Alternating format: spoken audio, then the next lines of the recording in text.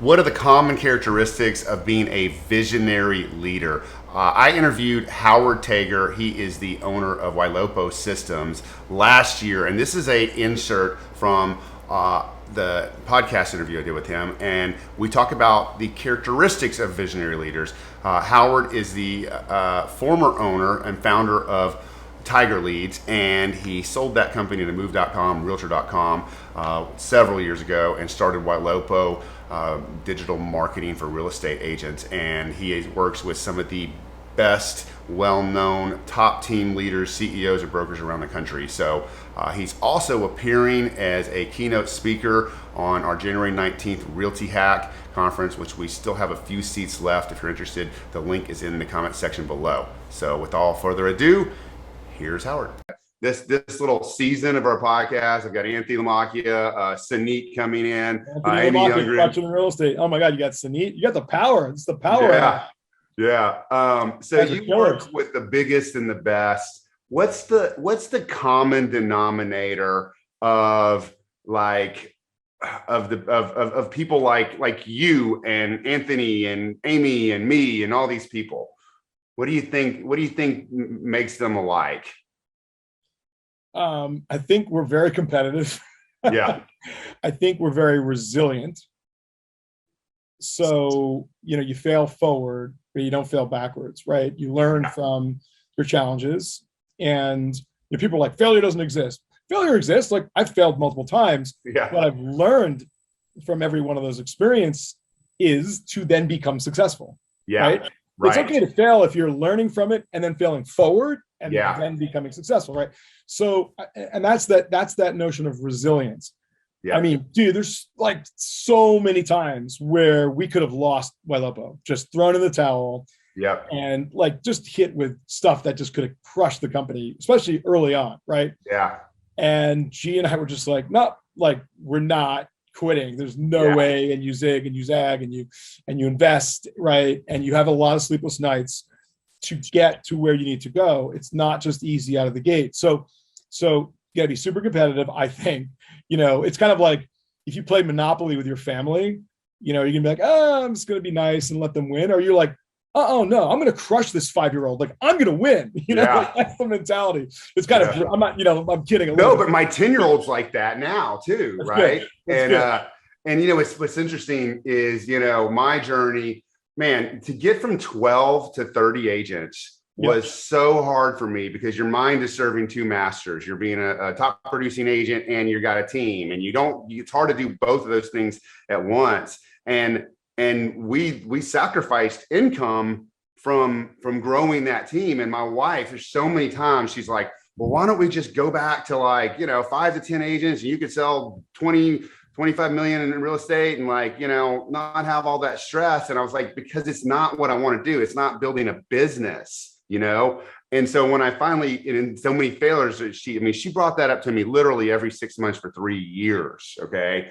And then once we got to 30 agents, now here we are today, 66 agents. We did 617 transactions, just past 300 million for the last year. And it actually worked out, but I wouldn't have been able to do that if I would not have. Let me ask you a question. Yeah. Welcome to Howard's podcast. I've got Ryan Rodenbeck here, my guest.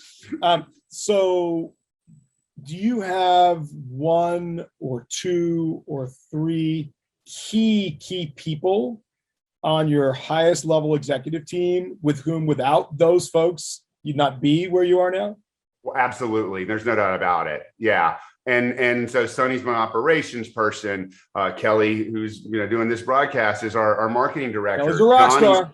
Yeah, Johnny's the salesperson, right? And so without those key A positions, right? But then the people in the positions, there's no way I could do this. I mean, like now we run the meetings. I'm not even running the meetings anymore. And it's such a beautiful thing because Kelly is better at marketing than I am.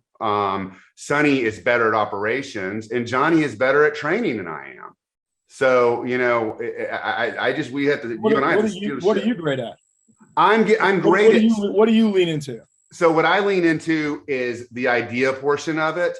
the like strategy, the idea. strategy of it. And I heard, something the other day that was really good, that if you're a visionary, and you have an integrator, the visionary tends to take the like, look this way, steer the ship this way. And if the integrator isn't careful, then the whole ship will go that way, where you don't want to do that until the visionary's made sure that's the way to go. Where the integrator, my integrator Sonny, is like, all right, Ryan's looking that way. We'll look that way when it's time, but let's keep going where we're going. Because otherwise, if you're just a visionary and you don't have those key people, you can run the ship, in a bad direction.